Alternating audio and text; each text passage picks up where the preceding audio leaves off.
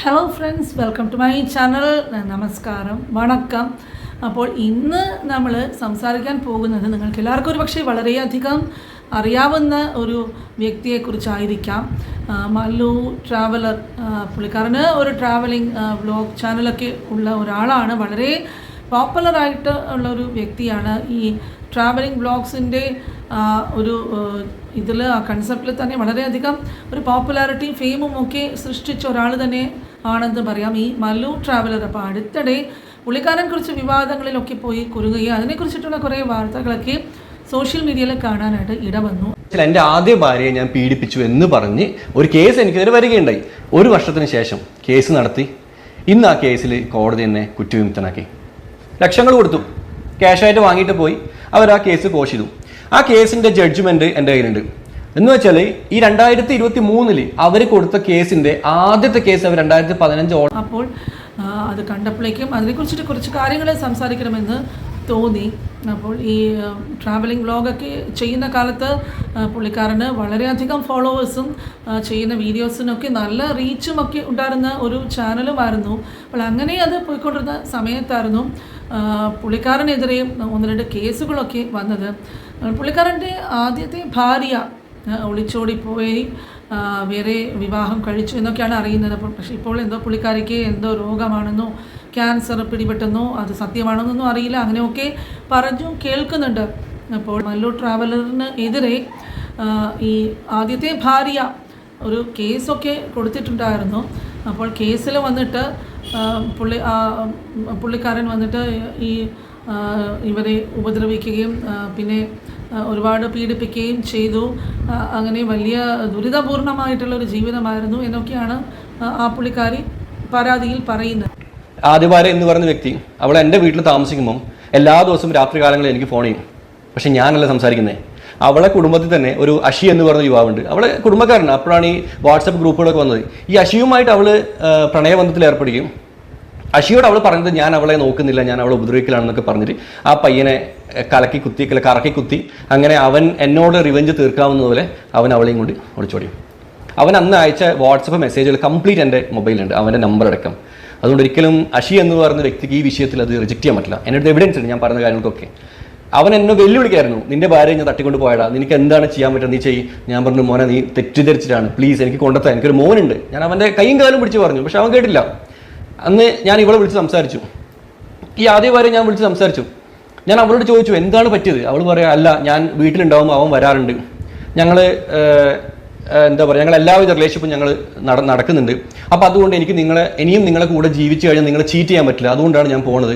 ഞാൻ പറഞ്ഞു, എനിക്കത് വിഷയമല്ല, നീ തിരിച്ചു വാ, നീ അവൻ്റെ കൂടെ എന്ത് ചെയ്തിട്ടുണ്ടെങ്കിൽ എനിക്ക് വിഷയമല്ല, നീ തിരിച്ചു വാ. അവൾ വരുന്നില്ല. അവളുടെ കുറ്റബോധം കൊണ്ട് അവൾക്ക് വരാൻ പറ്റുന്നില്ല. അങ്ങനെ അവൾ വരുന്നില്ല എന്ന് ഉറപ്പായ. അപ്പോൾ 18 വയസ്സിന് മുമ്പേ വിവാഹം കഴിഞ്ഞുവെന്നും അത് കഴിഞ്ഞിട്ട് ഒരുപാട് പീഡനങ്ങൾക്ക് ഇരയാകേണ്ടി വന്നു എന്നൊക്കെയാണ് ആദ്യ ഭാര്യ മുഖമൊക്കെ കാണിക്കാതെ സോഷ്യൽ മീഡിയയിൽ വന്നിട്ട് പുള്ളിക്കാരി ഇതിനെക്കുറിച്ചിട്ട് ഒരുപാട് സംസാരിച്ചിരുന്നു. അപ്പോൾ ആ കേസ് ഒരു വശം ഇങ്ങനെ പോയിക്കൊണ്ടിരിക്കുകയാണ്. അതിന് പിറകെയാണ് മറ്റൊരു കേസും രംഗത്ത് വരുന്നത്. അതിനെക്കുറിച്ചിട്ട് ഒരു പക്ഷേ പലർക്കും നിങ്ങളിൽ പലരും കേട്ടിട്ടുണ്ടാവും. അതായത് ഒരു മലയാളിയെ സ്നേഹിച്ച ഒരു സൗദിക്കാരി വിവാഹം കഴിച്ചിട്ട് നമ്മുടെ നാട്ടിലേക്കൊക്കെ വരികയും ആ പുള്ളിക്കാരിയായിരുന്നു കേസ് കൊടുത്തിരുന്നത്. എന്താണെന്ന് പറഞ്ഞാൽ ഈ മല്ലു ട്രാവലർ വന്നിട്ട് റൂമിലൊക്കെ വിളിച്ച് കയറ്റി പീഡിപ്പിക്കാൻ ശ്രമിച്ചു എന്നൊക്കെയായിരുന്നു കേസ്. അപ്പോൾ കഷ്ടകാലം എന്ന് പറയട്ടെ, ഈ മല്ലു ട്രാവലറിന് ഒന്നിന് പിറകെ ഒന്നായിട്ട് ഇങ്ങനെ കേസ് തലയിൽ വന്ന് വീഴുകയും ആകപ്പാടെ ഈ പുള്ളിക്കാരൻ പെട്ടുപോയ ഒരു അവസ്ഥയിലോട്ട് വരികയും ചെയ്തു. അങ്ങനെ ഇരിക്കെയാണ് കോടതിയിലൊക്കെ ആ കേസിൻ്റെ വാദമൊക്കെ ഒരു വശത്ത് നടന്നുകൊണ്ടിരുന്നു. പുള്ളിക്കാരൻ്റെ ചാനലൊക്കെ ആകപ്പാടെ ഡൗൺ ആയി, വീഡിയോസൊക്കെ വന്നിട്ട് കൺസിസ്റ്റൻ്റായിട്ട് ഇടാൻ പറ്റാത്ത ഒരു അവസ്ഥയൊക്കെ വന്നു. പിന്നെ അടുത്തിടയ്ക്കാണ് പുള്ളിക്കാരൻ ആ കേസിനെ കുറിച്ചിട്ട് കുറച്ച് കാര്യങ്ങൾ വന്നിട്ട് സംസാരിച്ചിട്ടുണ്ട്. കേസ് കൊടുത്തു. ആ കേസിൻ്റെ പുറത്ത് അവൾ കോടതിയിൽ പോയിട്ട് ഞാൻ പോലും അറിയാതെ അവൾ ഡൈവോഴ്സ് ലെറ്റർ വാങ്ങി.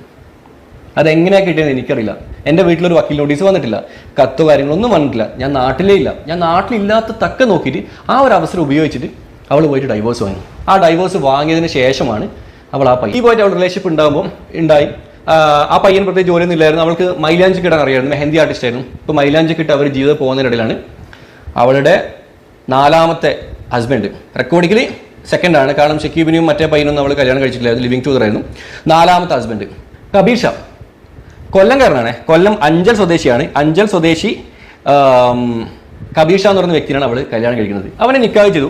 അവർ 2018 ഒക്ടോബറിൽ അവരങ്ങനെ ഒഫീഷ്യലി നിക്കാഹ് ചെയ്തു. ഈ ഒരു വ്യക്തി വന്നതോട് കൂടിയിട്ട് ഇവരുടെ ജീവിതത്തിൽ മാറ്റങ്ങൾ വരാൻ തുടങ്ങി. എങ്ങനെ മാറ്റങ്ങൾ എന്നറിയോ? 2018 കാലഘട്ടത്തിൽ അപ്പോഴും ഞാൻ സീറോ ആയിരുന്നു, എൻ്റെ കയ്യിൽ ഒന്നും ഇല്ലായിരുന്നു. 2019 ശേഷമാണ് മല്ലു ട്രാവലർ ആയത് അല്ലേ.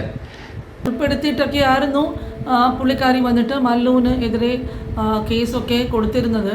അപ്പോൾ ആകപ്പാടെ കേസിൻ്റെയും കോടതിയുടെയും ഒക്കെ പിറകെ ഓടേണ്ടി വന്നു.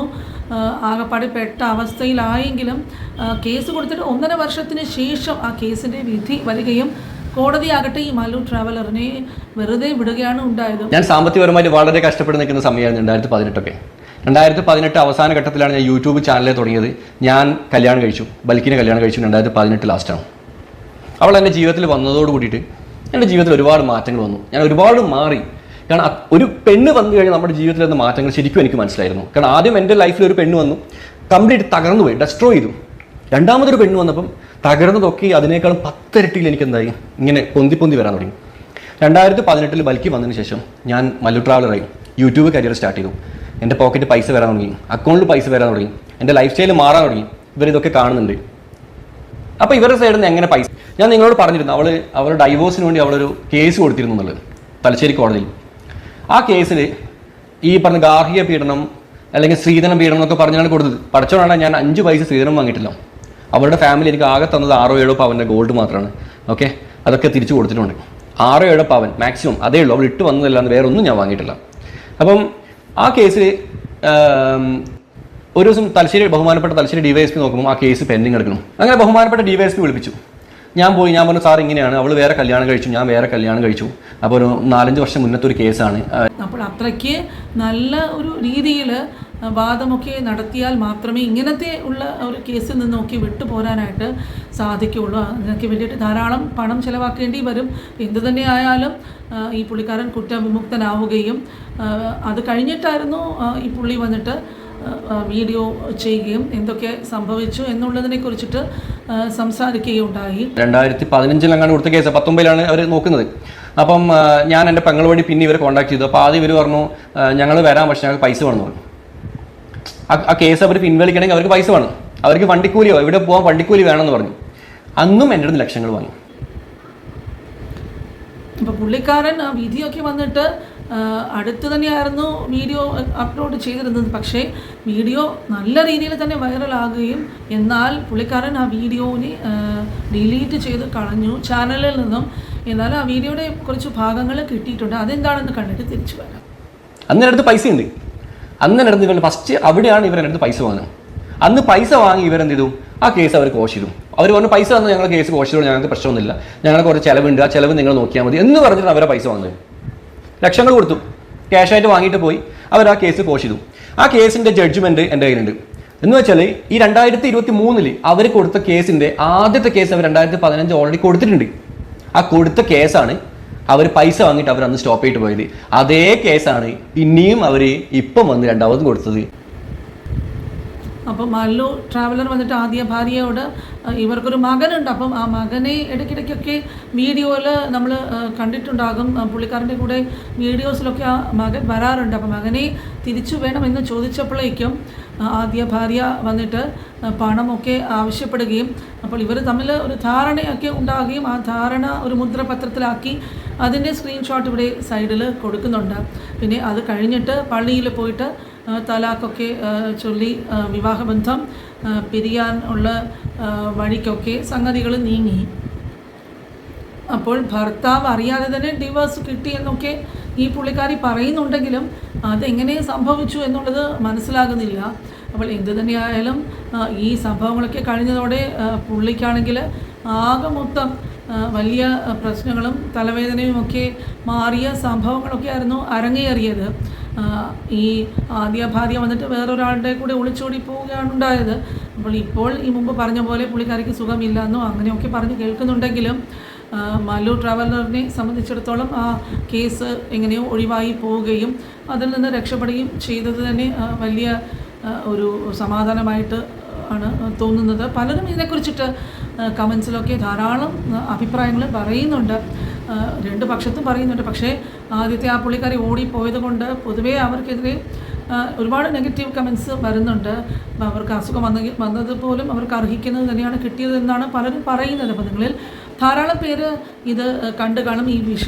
ഈ വിഷയങ്ങൾ സോഷ്യൽ മീഡിയയിൽ നിന്നും പല കാര്യങ്ങളും ഇതിനെപ്പറ്റി അറിഞ്ഞു കാണും. ഇപ്പം ഈ ഒരു സംഭവം ഈ പറയുന്നത് പോലെ ഇങ്ങനത്തെ ഒരുപാട് ഈ വ്ളോഗിങ് ചാനൽസ് ധാരാളമുണ്ട്. അപ്പോൾ അതിൽ ഒരുപാട് ഇതുപോലത്തെ സംഭവങ്ങളൊക്കെ നടക്കുന്നു. അതൊക്കെ പബ്ലിക് മീഡിയയുമായിട്ട് പബ്ലിക്കിൽ വന്നിട്ട് സോഷ്യൽ മീഡിയയിലൊക്കെ ഷെയർ ചെയ്യുന്നു. കുടുംബത്തിൽ അകത്ത് നടക്കുന്ന പ്രശ്നങ്ങളൊക്കെ വെളിയിൽ കൊണ്ടുവരുന്നു, എല്ലാവരുമായിട്ടും ഷെയർ ചെയ്യുന്നു. അപ്പോൾ സ്വാഭാവികമായിട്ടും എല്ലാവരും ഇതിനെക്കുറിച്ചിട്ട് അവർക്ക് ഇഷ്ടമുള്ള രീതിയിലൊക്കെ കമൻസ് ഇടുകയും അപ്പോൾ ഇങ്ങനെയൊക്കെ പബ്ലിക്കിൽ ഇതൊക്കെ വലിച്ചൊഴിച്ച് അങ്ങോട്ടും ഇങ്ങോട്ടും ഒക്കെ വീഡിയോസും ഇട്ട് ചെളിവാരി തേച്ച് മോശമൊക്കെ പറഞ്ഞ് ഇതിപ്പോൾ ഒരു ട്രെൻഡിങ് ആയിട്ടുള്ള കാര്യമായിട്ടാണ് അടുത്തിടെ നടക്കുന്നത്. അപ്പോൾ ഇത് നിങ്ങൾക്ക് ഈ വീഡിയോ കണ്ടിട്ട് ഇതിനെക്കുറിച്ചിട്ടുള്ള അഭിപ്രായം എന്താണെങ്കിലും അത് കമൻറ്റ് ബോക്സിൽ ഷെയർ ചെയ്യുക. ന്യായം ആരുടെ ഭാഗത്താണ് എന്ന് നിങ്ങൾക്ക് തോന്നുന്നു അത് നിങ്ങൾ അറിയിക്കുക. ഇതുപോലെയുള്ള ഇനിയും വേറെ ടോപ്പിക്കുമായിട്ടും അടുത്ത വീഡിയോസിൽ ഇനിയും കാണാം. ചാനൽ സബ്സ്ക്രൈബ് ചെയ്തിട്ടില്ലാത്ത കൂട്ടുകാരുണ്ടെങ്കിൽ മറക്കാതെ ചാനൽ സബ്സ്ക്രൈബ് ചെയ്യുക. ഇതുപോലെ വേറെ ഒരു വീഡിയോയുമായിട്ട് അടുത്ത് വരുന്നത് വരെ എല്ലാവർക്കും താങ്ക്സ് ഫോർ വാച്ചിങ്.